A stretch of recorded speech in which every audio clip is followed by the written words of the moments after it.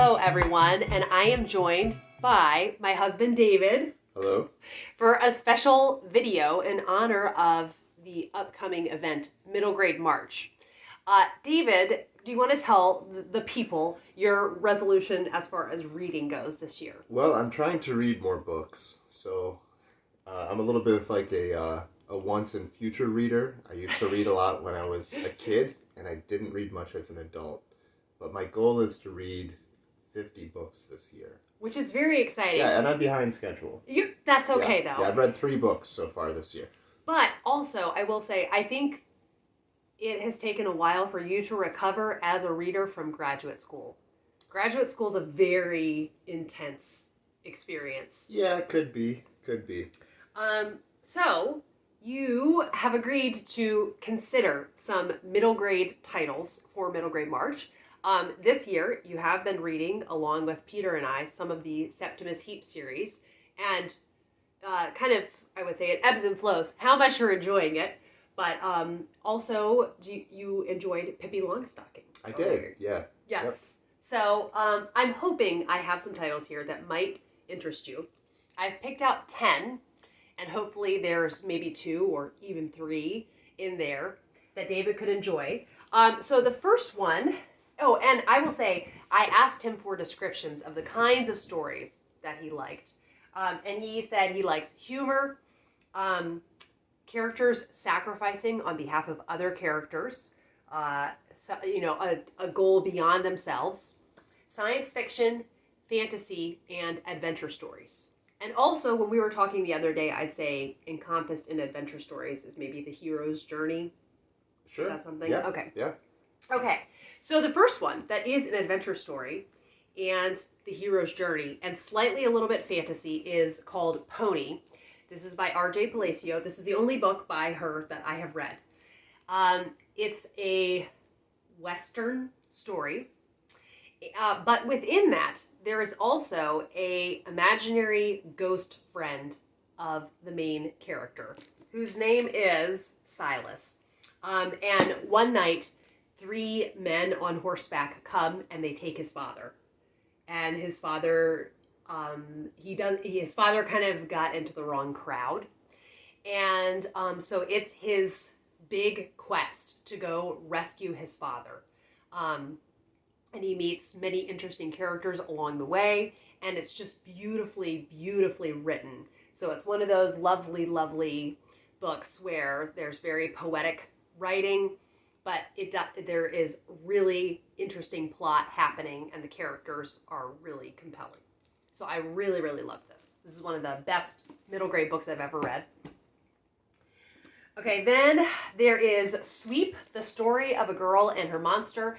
This Pony was a Middle Grade March group read a couple years back, and then Sweep, a few years before that, was the group read. This is a fantasy story, historical fantasy, set in the Victorian era, and all about sweeps, as in children that were chimney sweeps. And it was this really terrible practice, though, where children, in the spots that were really hard for the chimney sweeps to get to, they would have children climb up the chimneys. And one night, this our main character, whose name is Nan, gets trapped in a chimney. And when she wakes up, this piece of coal that she had with her has come to life, and it's turned into a monster. Sort of is it a golem? Is that what it's called? That is such a thing. Okay, so yeah, I think that's the kind of fantasy element that it's supposed to be. So is that genre steampunk? Is that what steampunk is? Well, steampunk is if they have more modern technology than actually existed at the time. Oh, I see. Okay. Yeah, so that's not fantasy. Steampunk is not fantasy. Steampunk can be fantasy. Okay. But in this, it's historical fantasy because it is accurate to the time period. And so it's all about her life becoming better because of this monster that is growing. It's constantly growing throughout the story. So it's also, I think, symbolic about sort of personal elements. Do you have anything to say about these before I... Well, Pony sounds rather promising. Okay. Yep. Pony sounds rather promising. Yep. Sweep does not interest you? Not particularly. What doesn't interest you about it? I don't know. You don't know. Yeah. It just doesn't strike your fancy. Right. Okay, I will say Peter does love this book. He was very excited when I was going to recommend it. All right, the next one, and you've heard Peter and I talk about this one quite a bit, and that is Summer of the Monkeys. It can be read in March. It's okay. It doesn't necessarily have to be read in the summer. And this is about a family whose lives are completely changed when a circus train crashes near them and the whole car of monkeys breaks out. And the Jay Barry, who's the main character, it is his life's dream to have a rifle and a pony. And if he collects these monkeys, the reward will cover that and more. And so it's his about him trying to get the monkeys throughout the summer, but it's also very much about his relationship with his sister Daisy, and who's like a pesky little sister that he loves, and his parents. So just a good kind of slice of life, but it's also this adventure that he has trying to rescue these monkeys that are sometimes very frustrating animals to be around. What do you think of the sound of that one? I won't read it. Because I heard a decent amount of it, and I also know how it ends. So I was around when you guys were listening to the audiobook. So no, I read or this aloud. you were reading it. Then I was around when you were reading aloud. Really? Yeah. I thought you were at work. I know how it ends too. You know how it ends? Well. Yeah. All right, never mind for Summer of the Monkeys. Okay, another. So I warned Kate when we were going to do this video. I said I'm very sales resistant. And I don't mean to be, but it's just a trait of mine. So we'll see. I think I'm saying maybe so far on the first one. Can we just time out also with this is he has learned his lesson sometimes about this, because I wanted him for years to watch That Thing You Do, a movie made, produced, directed by, and acted in by Tom Hanks. And it's all about this band, their rise to fame and their fall. And for years, I tried to get David to watch this, and he said, "Oh no, I saw a movie about a band once, and I didn't like it." So then he just knew he wouldn't like any movie about a band, and eventually I did convince him, and you did really enjoy it. Yeah, I liked it a lot. Yeah. Okay, so all right, the next adventure story I want to recommend is The Island of Horses by Eilis Dillon. Eilish Dillon. This is an Irish book, and they the people live off the coast of Ireland in Inishrone, and these boys have heard about this remote island that has wild horses on it, and so it's all about their journey to try to get a wild horse. There's some beautiful intergenerational friendships that are in here, and it's just solid adventure writing. Kind of, you're really rooting for them. You want everything to turn out okay. There is a creepy villain that comes into play. What are you thinking about the sound of The Island of Horses? I don't find myself intrigued. You don't find yourself intrigued? No. Why not? I don't know. See, maybe I feel like you should try a chapter. Maybe. And then, all right. The next one is The Wouldbegoods by E. Nesbit. So this is a Victorian story, and it is, you wanted humor. This is very humorous. It's about a family of well-intentioned children who get into many scrapes.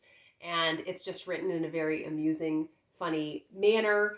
And although I will say this is the second in the series, so I could get the library copy of The Adventure of the Treasure Seekers, or The Story of the Treasure Seekers, which is the first one, where they're trying to find great wealth because their family has fallen on hard times. But in this one, they move out to the country, and I think I might prefer this one slightly more. Do I need to read the first one to read this one? I don't think so. Okay. Because it's very episodic in its nature. Yeah, I give that a maybe. You put that in the he'll maybe give that pile. a maybe. Okay. Yeah. Maybe Why don't you that separate them into piles? Oh, okay. Well, the pile is not very big for the maybe. So, well, there's two. Pony and the two Wouldbegoods. maybes, All three right. no's. That's not bad. for Okay. me. The next is, I'll put a picture of it right here, and that is The Labors of Hercules Beal. Excuse me. So, at the end of last year, you read and really enjoyed The Wednesday Wars, right? Yes. Okay. You sounded hesitant. Yeah, no, I was trying to remember. Oh, okay. So you enjoyed the Wednesday Wars, and you were very impressed by Gary Schmidt's writing, right? Yeah, is that Gary Schmidt? Yes. Okay. Yes. So he has a whole kind of universe that encompasses some of those characters.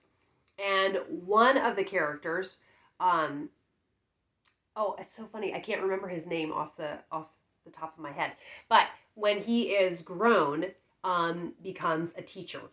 And this story is about one of his students, Hercules Beal. I will say it is bittersweet because the book starts out that his parents died 6 months before. So it is about grief, but it's done with a very gentle hand. He and his older brother live on Cape Cod, and they run a plant nursery. And it's his little life. And there's a lot to do with Greek myths, which you enjoy, mythology. And so he has to, over the course of the year, find something in his life that is relevant to each of the 12 labors that Hercules achieved. I heard a little bit about this. All right, I think you read aloud to me a section. We listened to a portion of the audiobook with the cats. And it was really great. So this one's a yes for me. Okay. I'll give this one a try. Okay, that's so exciting. And if you wanted, this for me. This justifies my sales resistance. Yeah, that's true. Whenever I do say yes, she gets very excited. And we do have my old phone that I'm filming on. You could also listen to the audiobook if you wanted. But if you would like a physical copy, I probably prefer the physical copy. Yes. Oh, whatever you want. I will, whatever format you want. Okay, then the next one. This is a slice of life Native American story. Children of the Longhouse. I read this aloud to the boys, and we were all completely charmed by it. The writing is delightful. This is before any settlers have arrived, so there's none of that tension in the story. It's just a delightful story about his life in the Mohawk village, and it's a little bit of his journey into becoming a man. And also, you can see, it's not called lacrosse in this, but they do play this game, which is very fun. And are there a few pictures? You don't care about pictures, do you? I like pictures. You know what? There are not pictures. I made up that there were pictures. Oh, I'm not reading it then. But lovely writing. He's very, what's the word? Prolific, Joseph Bruchac. And I want to read more by him. So, just nice historical fiction. I'll put in the maybe. Maybe, okay. Yep, that's the maybe pile. Oh, that's the maybe pile. Okay. Yeah. Alrighty. Then another one that the picture will go here, and you've heard Peter and I, and sometimes Arthur, talk a lot about this series. It's called the Vanderbeekers, and it is a really lovely slice of life family story where there's beautiful chaos happening in the household of 5 children. They all have different hobbies that they're interested in. The parents are very positive role models in their lives, which I appreciate because a lot of times in more modern children's literature, the parents are complete idiots. And so I really like that the kids really value what their parents think and their input on their lives and really enjoy spending time with them. And in the very first one, the Vanderbeekers find out 1 month before Christmas. They live in a brownstone in Brooklyn.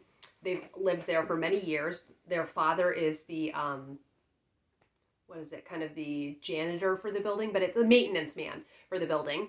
So that's how they are able to pay their rent. And they are told a month before Christmas that their lease is running out and their landlord is not renewing it. And he's this very grumpy man who lives at the top of the building. They don't know why. All of a sudden, he's decided they have always been very good renters and taken good care of their place. And so they're all devastated. So it's the kids' mission to try to make him renew their lease. And it's also very cozy feeling because it's close to Christmas time. And their mother is always baking delicious things. So how does that one sound to you? No, thank you. No, thank you. Because it just doesn't... I don't think I care for a slice of life. Slice of life. He doesn't care for it. See, I think if you read it, you would. I feel like, what is it? All Creatures Great and Small is kind of slice of life. Yeah, I suppose. Okay. All right. Can't win them all. All right. This one is slightly slice of life, but I'll still try to talk you into it. It's Tudor's slice of life. So it's the Armourer's house. It's all about a little girl, Tamsin, who has been sent away to her Uncle Gideon's, and he is an armorer, and it's a year in their life. It's a really interesting look into Elizabethan England and the kind of food that they would eat, and the sort of folklore and books and art that they're interested in. And also the church calendar is at play in there throughout the course of the year. And yeah, just any book with seasonal awareness, I really like. Yeah, I just think it's a lovely look into kind of life at that time. So this is Rosemary Sutcliffe, and it says Yes. other things she's written. Yes. Book about Beowulf. Apparently. The Sword in the Circle, The Road to Camlin. She's written a lot of historical fiction set in Roman Britain also. Yeah, this is a maybe, because I'm interested in some of the other things she writes, so Okay. I'm thinking that maybe her, I don't know if like world building is the right word. When it's like historical fiction, is that it's not really world building, but it's... I think it counts. I think you can still call it world building. Okay. Sounds intriguing. Okay. Mostly from the author's perspective, not Yes. necessarily the plot itself. Yes, I see. She has amazing writing. I Right. really like the writing in it. Mm-hmm. Okay, and then the last one is historical fiction. I really do love children's historical fiction, and that is When Hitler Stole Pink Rabbit. So quite an intriguing title. And this is World War II through the eyes of an evacuee child with a very loving and secure family. So it feels not too much. And they are a Jewish family living in Berlin, but they are able to get out and evacuate. And for a while they're in Paris, then eventually they go to England. For a while they're in Switzerland first, actually, then in Paris. And I told you about the one scene where they're celebrating Bastille Day with Parisian friends, and the children are all staying up so late. It's like midnight, and they're waiting for, I don't know, different celebrations. And the German parents say, well, what, don't they need to go to bed? And the Parisian parents just keep saying, well, it's Bastille Day. Like that just covers everything. And yeah, so it's a really interesting look because this is based on her real life. And she has books that cover the older years for her. What do you think?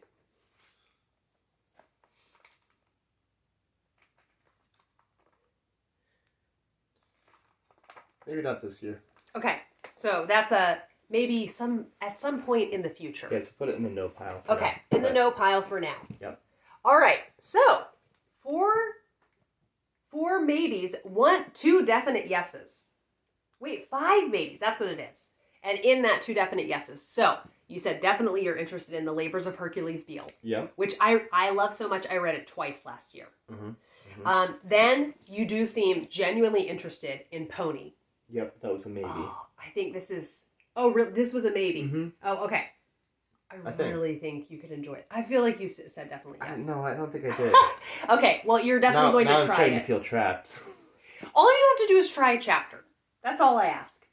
We'll see. I ask you. Okay, then... Next... Sorry. Okay, are you panicking? A little bit. Okay. This is... We don't expect full video reviews of each and every book. Okay. There's really no accountability. Like, you don't even... if you end up reading some, we can talk about it. That's the amount of accountability. The Armourer's House, Tudor historical fiction, then Children of the Longhouse, which the boys both really enjoyed. Mm-hmm. And then The Wouldbegoods by E. Nesbit. This is highly diverting. Okay. I am a little bit surprised that Island of Horses, you said no. And I think you should change your mind about Summer of the Monkeys, but we'll save that for another day. Yeah, could you show me your list? I'm trying to remember which ones I said yes to. So, Pony, Sweep, Summer of the Monkeys, Island of Horses, The Wouldbegoods, Labors of Hercules Beal. So I gave a solid yes to Labors of Hercules. Yes. Hercules Beal. Children of the Longhouse, the Vanderbeekers, the Armorer's House, and When Hitler And I think I Stole said yes to Armorer's House. Oh, so you said yes to Armorer's House. Yep. Okay. So those 2 are the ones that I've committed to at least trying a chapter. Okay.